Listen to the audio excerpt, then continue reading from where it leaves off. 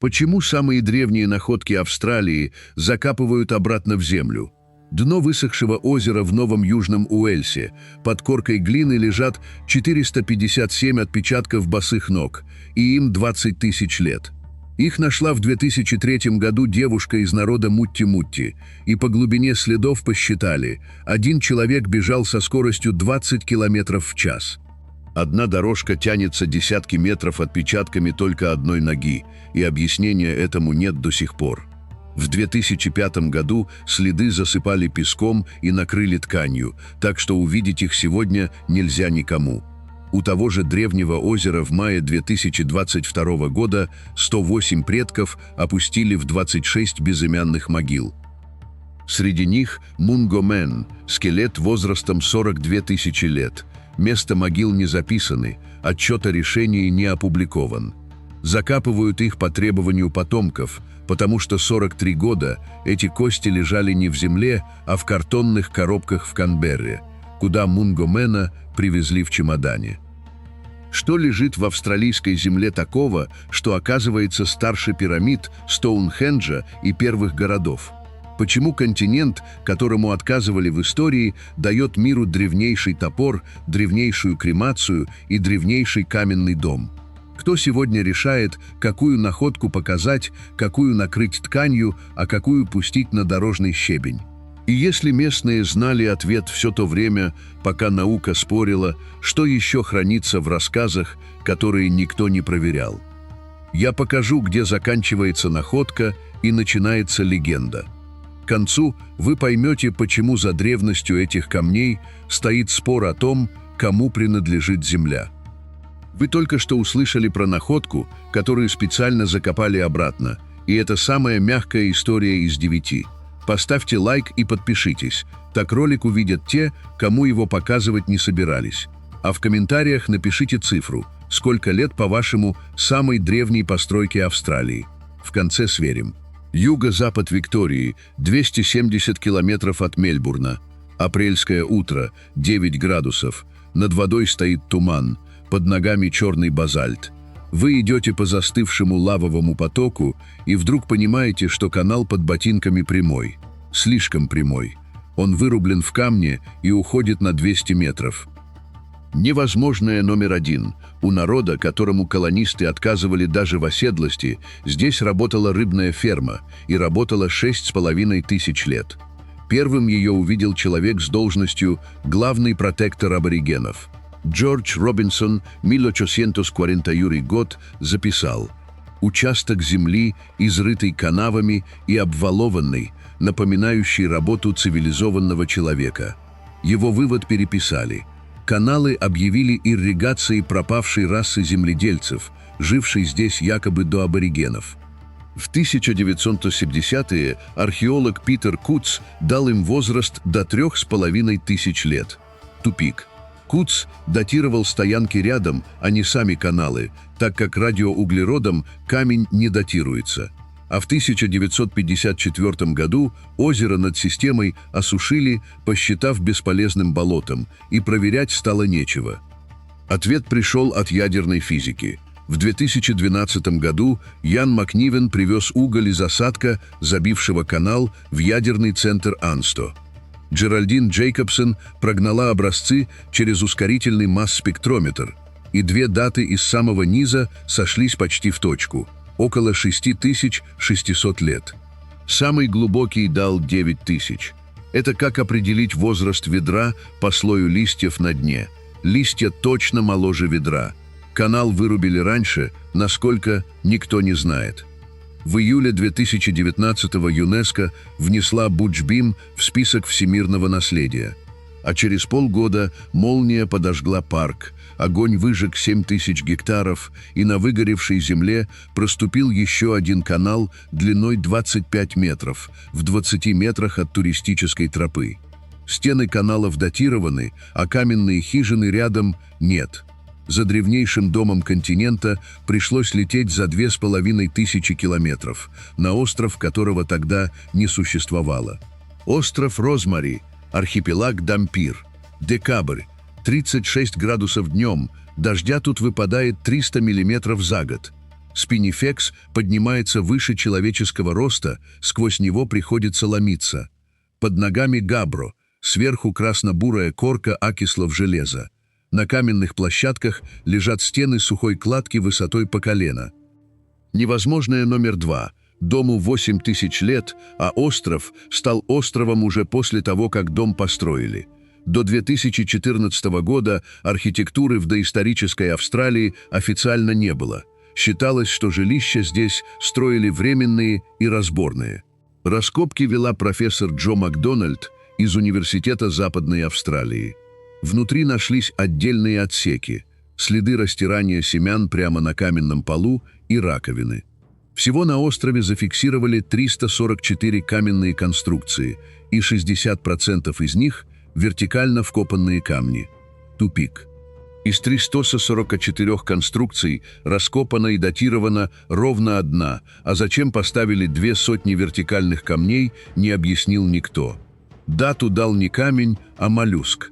Раковины принадлежали мангровым брюхоногим. Вид определил специалист по моллюскам, радиоуглерод дал интервал от 8000 до 7300 лет. Мангровых зарослей рядом с островом сегодня нет, их накрыло море. Один образец дал и возраст дома, и картину исчезнувшего берега. Определить время жизни дома по кухонным отходам – то же самое, что узнать, когда снимали квартиру по датам на упаковках в мусорном ведре. В ледниковый максимум берег проходил в 160 километрах отсюда.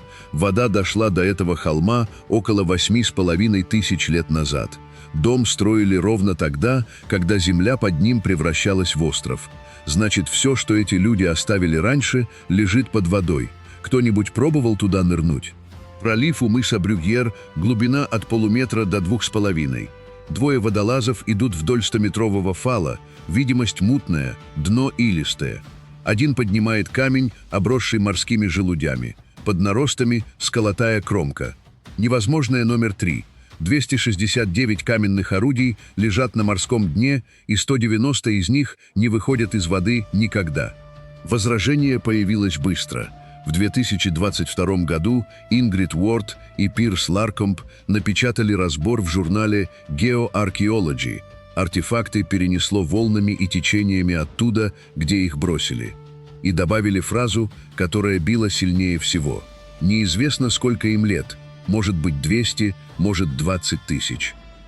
Тупик авторы находки признали сами. На морском дне, куда не ложится осадок, датировать нечего. Есть только предельные даты по затоплению. Не моложе 7000 лет здесь и 8,5 рядом. Спор решили физика и метеорология. Артефакты просветили нейтронами на установке Динго и цифрой сняли наросты, не трогая камень. Кромки под ними острые, а перенос течением такие кромки заглаживает. Потом между двумя съемками с дрона прошел циклон Вероника с порывами 157 км в час. И сравнение кадров показало – камни не сдвинулись. Точку с самым глубоким артефактом указали местные рыбаки. Они знали ее как место, где хорошо клюет, как городской рыбак знает свою яму под мостом. Под водой там бьет пресный источник возрастом 8500 лет. И рыбу он собирает потому же, почему собирал людей. Австралийский закон 2018 года автоматически охраняет любое затонувшее судно старше 75 лет. Аборигенную стоянку возрастом 8000 лет нет. Под водой вокруг Австралии осталось 2 миллиона квадратных километров суши. На суше от тех же людей тоже кое-что осталось, но дату этому дали не археологи, а осы.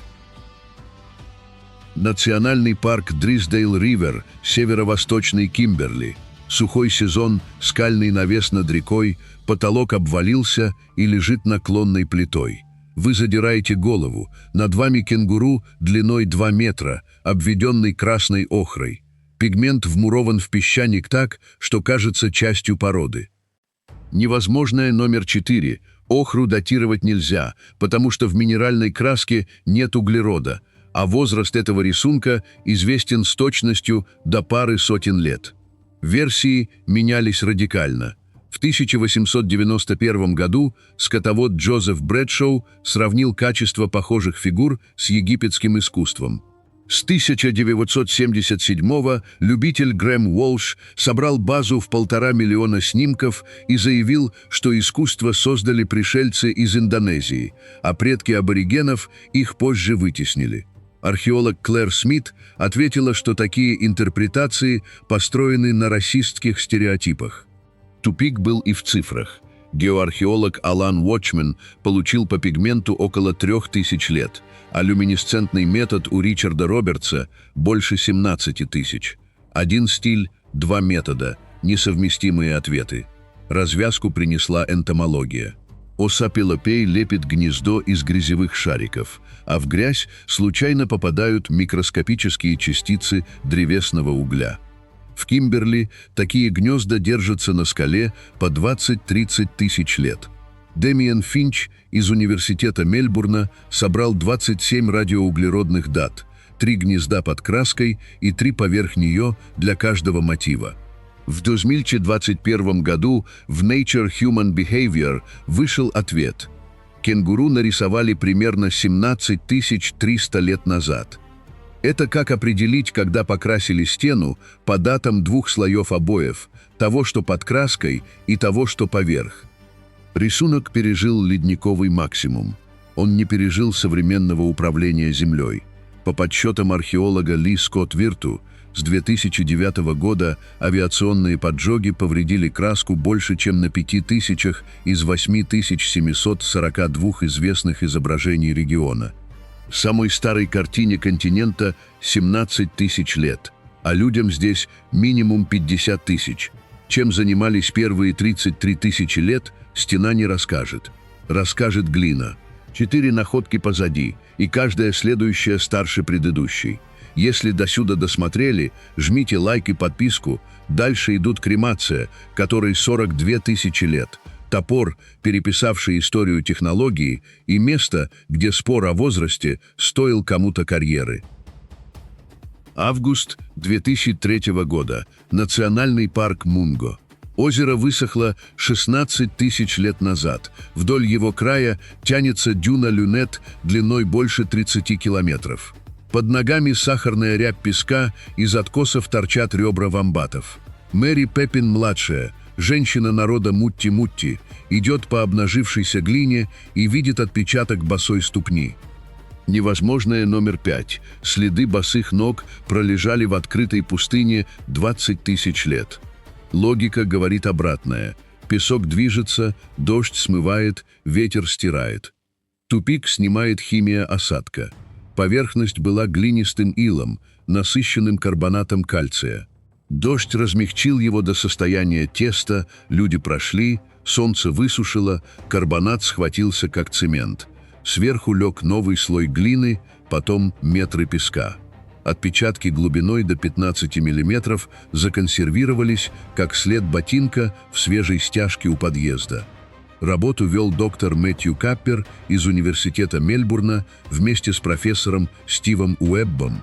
Итог опубликовали в 2006 году, около 457 отпечатков на 700 квадратных метрах, 22 дорожки, возраст от 19 до 23 тысяч лет. По длине шага и глубине вдавливания посчитали рост до 1,80 м и скорость. Один человек бежал под 20 км в час, рядом шли дети. И одна дорожка, которую не объяснили. Человек оставил на всем ее протяжении отпечатки только одной ноги. Версий 3 – ампутация, игра с прыжками, ходьба по мелководью, и ни одна не доказана. В 2005 году следы засыпали песком и накрыли затеняющей тканью, чтобы их не съела эрозия. Единственный памятник такого рода на планете недоступен никому, а работать с ним можно только по слепкам, снятым до того, как его закопали. В тех же дюнах, в 500 метрах отсюда, за 35 лет до этого, нашли кое-что, о чем спорить, кажется, уже поздно.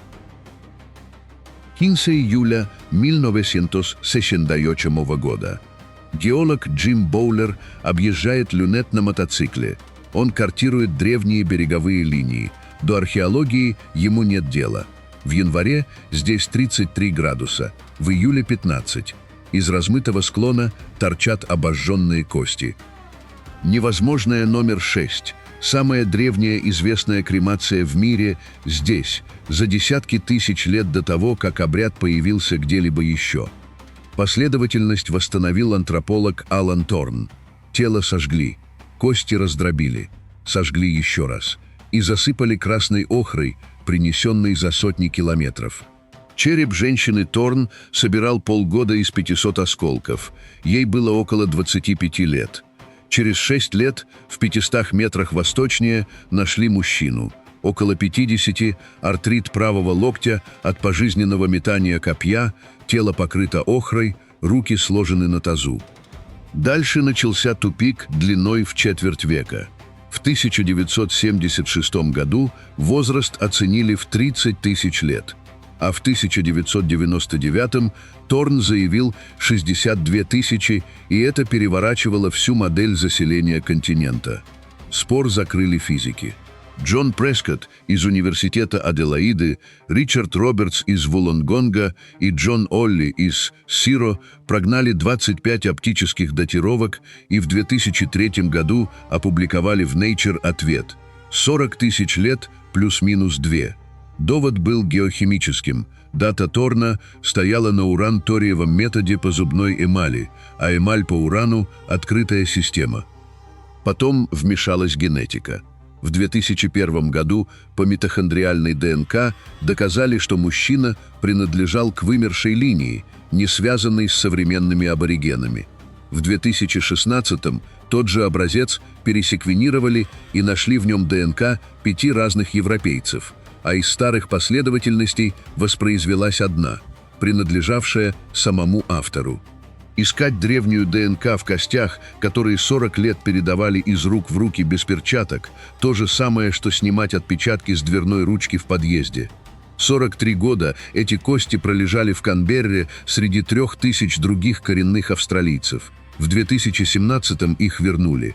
А 24 мая 2022 года 108 предков тайно опустили в 26 безымянных могил. Ведомство по наследию штата заявило, что этих работ не санкционировало. Иск с требованием остановить перезахоронение суд отклонил в марте 2025-го. 42 тысячи лет – не предел. За 3000 километров к северо-западу лежит обломок размером с ноготь, который старше на 5000 лет. Ущелье Винджана в Кимберли, на языке Бунуба – Бандильнган. Река прорезала хребет на 3,5 километра. Стены, Девонский известняк, окаменевший барьерный риф старше 300 миллионов лет. Вблизи в породе видны раковины. В заводях лежат пресноводные крокодилы. Скальный навес обращен на север, поэтому под ним сухо, и органика держится тысячелетиями. Невозможное номер 7 – обломок лезвия размером с ноготь большого пальца старше любого шлифованного топора в мире на 30 тысяч лет. Правило было железным. Шлифованный топор – маркер неолита, он приходит вместе с земледелием после 10 тысяч лет назад. Профессор Сью О'Коннор из Австралийского национального университета формулирует догму дословно. В большинстве стран мира они появляются с сельским хозяйством. Самыми ранними до этой находки считались японские, около 35 тысяч лет. Тупик. Датировали уголь из слоя, где лежал обломок, а не сам обломок. Целого топора этого возраста нет ни одного, откуда принесли сырье, неизвестно. И между этим лезвием и следующими шлифованными топорами Австралии зияет разрыв в 30 тысяч лет, которому объяснения нет.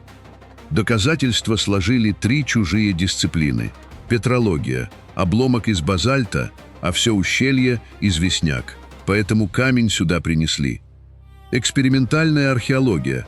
Чтобы довести кромку до такой гладкости, нужно около 800 двойных движений по песчанику. Это как точить нож весь вечер, ни разу не остановившись. Байесовская статистика. 100 радиоуглеродных дат отнесли начало обитания навеса к 50 тысячам лет назад. Итог опубликовали в 2016-м Питер Хискок, Сью О'Коннор, Джейн Балм и Тим Мелани. Возраст лезвия от 44 до 49 тысяч лет. Насаженный топор изобрели здесь, в первые же века после высадки на новый континент. Эту технологию Homo sapiens не приносил с собой из Африки. В той публикации традиционные владельцы земли не упомянуты ни разу. А в 15 минутах езды стоят руины участка Лилли-Мулура, где в 1894-м началось восстание Джандамарры, и полиции разрешили стрелять по Буннуба на свое усмотрение. Топор появляется вместе с первыми людьми. Значит, вопрос сдвигается, когда именно эти люди пришли.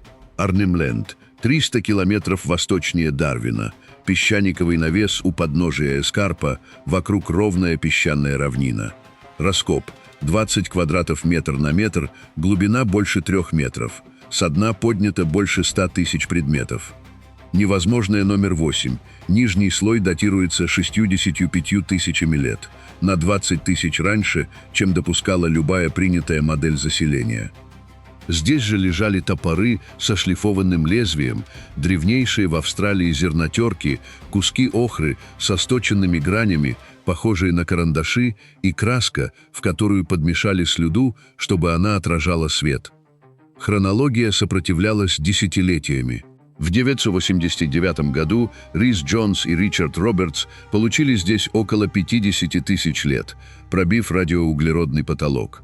Джим Аллен и Джеймс О'Коннелл возражали и двигали цифру по чуть-чуть. 40 тысяч в 1998, 48 в 2014. Тупик в самом методе. Датируются песчинки вокруг артефактов, а не артефакты. В 2021 году вышла работа с версией, что дату могли создать термиты, десятками тысяч лет таскающие зерна по вертикали. Ответ дала физика люминесценции.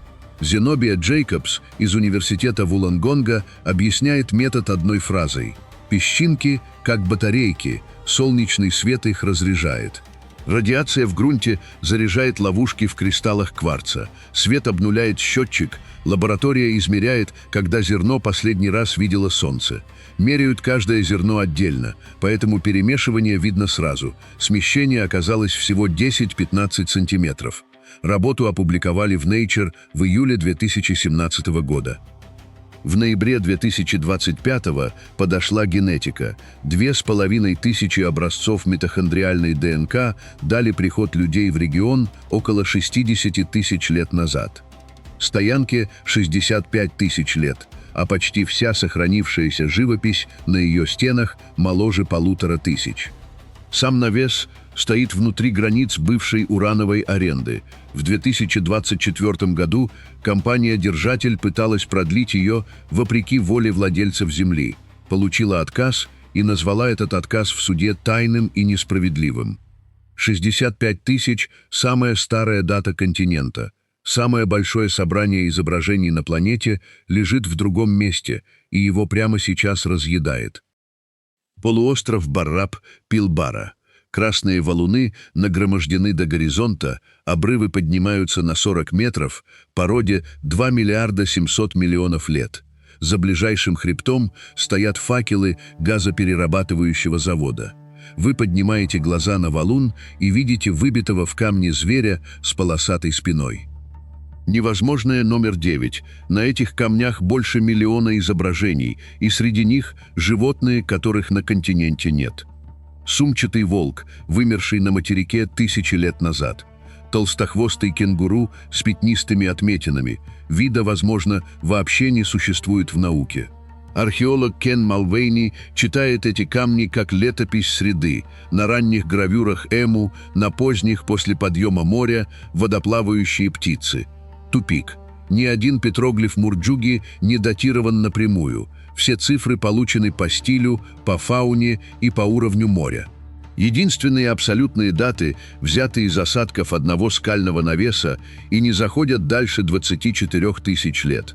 Изображение здесь – работа с миллиметром. Художник скалывал внешний слой краснобурого скального лака, обнажая бледную породу под ним. Лак образует цианобактерии, которым нужна кислотность около нейтральной. Спор о судьбе миллиона гравюр идет про живую пленку на камне. И решает его не археология. Профессор Бен Смит из Университета Западной Австралии показал, что содержание марганца в образцах упало с 18% в 1994 году до 9,5% в 2021, а поверхность под микроскопом выглядит как швейцарский сыр. Правительство штата в мае 2025 опубликовало 800-страничный отчет мониторинга, из краткого изложения которого исчезла одна бирюзовая пунктирная линия – порог раннего предупреждения. Без нее 5 станций рядом с заводами выглядели укладывающимися в норму. Заметил это главный статистик проекта Адриан Беддели. Он подал жалобу на вмешательство в научную добросовестность и ушел. А в марте 2026 вышла статья под руководством специалиста по аэрозолям Бена Маллинса. Дождь здесь не кислотный, и ущерб, вероятно, нанесла мазутная электростанция, работавшая с 1965 по 1985 год. 2 лагеря, 1 массив данных, противоположные выводы. 11 июля 2025 года ЮНЕСКО внесла Мурджугу в список всемирного наследия. ICOMOS до этого требовал полного устранения выбросов. В решении это заменили формулировкой «продолжать исследования и мониторинг», а работу газового проекта рядом продлили на 40 лет. Независимые исследователи считают, что с 1963 года здесь уничтожено около 900 памятников, почти четверть. Правительство называет цифру в 6 раз меньше. Полной описи до начала строительства не существовало, поэтому проверить нельзя ни одну версию. Соберем 9. Каналы Буджбима вырубили минимум 6,5 тысяч лет назад, а озеро над ними осушили. Дом на Розмари строили, пока земля превращалась в остров. 269 орудий лежат под водой, и закон о наследии их не видит. Кенгуру в Кимберли датировали осиные гнезда, а 1000 изображений рядом сожгли. Следы 20-тысячелетней давности закопали обратно. Мунгомен лежит в безымянной могиле. Топор из Винджаны доказал, что технологию изобрели здесь. Маджидбебе отодвинула заселение к 65 тысячам, а миллион гравюр Мурджуги живет под факелами завода. Теперь ответ на главный вопрос. Держатся за эти 9 находок из-за того, что каждая работает как документ. Датированный камень говорит, кто здесь был и как долго, а от этого зависят иски о земле, разрешение на взрывные работы и решение о том, что можно снести. Поэтому дату сначала занижали до 3000 лет, потом убирали линию с графика, потом закапывали находку обратно. Древность здесь категория имущественная. Ответ на вопрос из начала ролика. Камой древней постройки Австралии как минимум 6,5 тысяч лет, на 2000 больше, чем пирамиде Хеопса. Теперь ваш ход. Если бы вам дали 1 день и вертолет, какой из 9 находок вы полетели бы первой, зная, что через 20 лет ее может не быть? Напишите номер в комментариях. И подпишитесь, следующая история о том, что нашли у берегов, где, как считалось, никто никогда не жил.